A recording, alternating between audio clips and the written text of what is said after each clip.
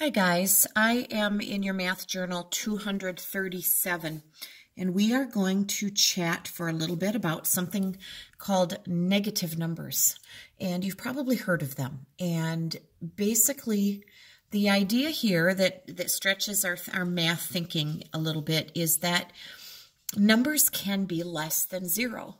And when you were younger and you were learning to count, you would start with 0 or 1 and start counting up. You were always counting things that you could see or that were positive, right?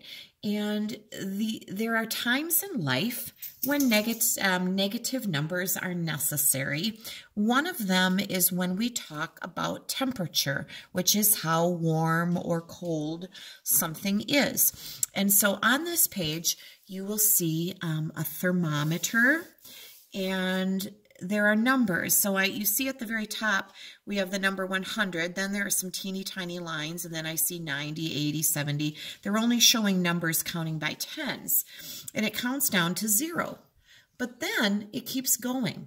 And as it goes down further, the numbers are getting bigger again. Minus 10, minus 20, minus 30, minus 40, all the way up to minus 100. So it's the 0 point. When you go up, numbers get higher, but also when you go away from it this way, that numbers get larger.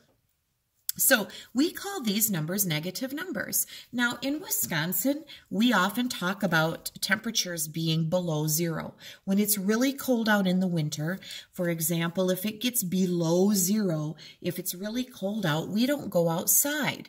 At recess time, we have recess in the gym. That's something that we're used to, because when temperatures get below 0, it means that our skin could freeze, and that can be potentially dangerous. So to stay protected and safe, we stay inside, or we don't go outside for very long.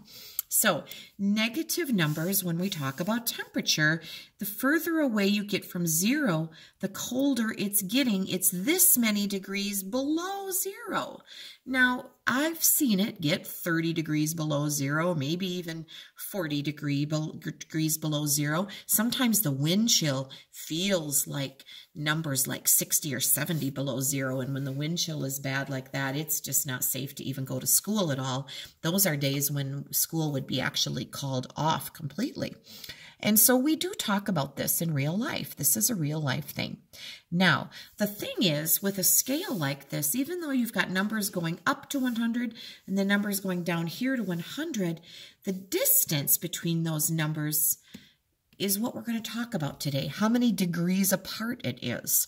So let's get started and go with number 1 here. And we're just going to talk through this. The largest change in temperature in a single day took place in January 1916 in Browning, Montana. The temperature dropped 100 degrees that day. The temperature was 45 degrees F. F stands for Fahrenheit. It's the system that we use to measure temperature in the United States. We can also use Celsius, but Fahrenheit is what we most commonly refer to. So the temperature was 44 degrees when it started dropping. Now, I wish that I could zoom in on this for you while I'm doing this, and I kind of can't. So anyway, I'm going to find 44. So here's 40, here's 50. Halfway between would be 45, so 44 would be right here. So if it was 44 degrees above 0 and then it dropped 100, the question is, how low or how far did it drop? Well, if it started at 44 and went down to the 0 mark, that would be a drop of 44, wouldn't it? But then if it kept going and had to drop 100 degrees total, how many more degrees below 0 would it have to go is the question. And how would we figure that out? Now, if we were doing this lesson together in class, I'd give you a few minutes to think about that.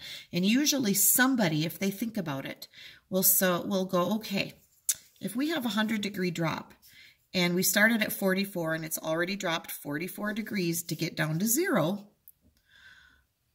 then we've got 54 or 56 more degrees to go. to get to a 100-degree drop. So the answer is here that it had to go to 56 degrees below 0. So I'm going to put a negative 0 there, or a negative minus sign. Minus 56 degrees Fahrenheit, or 56 degrees below 0, is how low it had to go to make a 100-point drop from here to here and then from here to here. So 44 degrees and 56 more make 100 total. Okay, and I apologize if I forget to get that in my screen for you. I might have done that at the beginning, and I apologize. All right, let's look at number 2. The largest temperature rise in 12 hours took place in Granville, North Dakota on February 21st, 1918. The temperature rose 83 degrees that day. The high temp was 50. So the highest it got was 50, but it rose 83 degrees. So what was the low? So if it rose to 50, it must have been below 0 when it started. Well, if we were at 50 and we go down to 0, we've used up 50 of those degrees. If it rose 83 degrees, we would need to find the difference between 83 and 50. And I'm going to subtract that difference, 83 minus 50. We would still have to go 33 more degrees below 0 to have a change of 83 degrees, because 50 and 33 make 83. So the answer is 33 degrees below 0 as the low temperature. I hope you're following what I'm doing there. I'm actually adding a negative and a positive number, kind of. All right, number 3.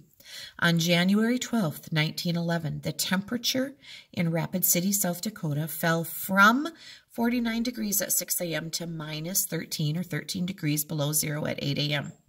How many degrees did the temperature drop? So it went from 49 degrees all the way to a negative. So it went from 49 down to 0. That would have been a 49-degree drop, right? And then 13 more degrees. If we added those together, we should be able to figure out how many degrees the temperature dropped. And if we add 49 and 13, I get 62 degrees. In those 2 hours, the temperature changed 62 degrees. That's a pretty fast drop in temperature. All right, going on to number 4. The last one we're going to do together on this video, the highest temperature ever recorded in, oh boy, Verkhoyansk, Siberia, which is over in Asia, Russia. The highest temperature was 98 degrees Fahrenheit, and the lowest temperature ever recorded there was minus 94 degrees, so 94 below. What was the difference? Well, you can't just take 98 minus 94 and say it was a 4-degree difference. No, no, no, because it was 98 degrees way up here, went all the way to 0, which would have been a 98-degree drop, and then it went 94 more degrees below 0. So what was the difference? To find that difference, we would need to add the 98 degrees and the 94 degrees together, and we would get a 192-degree temperature difference. Holy moly. That's a bit difference. Of course, that didn't happen all in one day. That was the highest ever recorded and then the lowest ever recorded. So that's just a little bit of time spent on negative numbers and an example of when we would use negative numbers in temperature.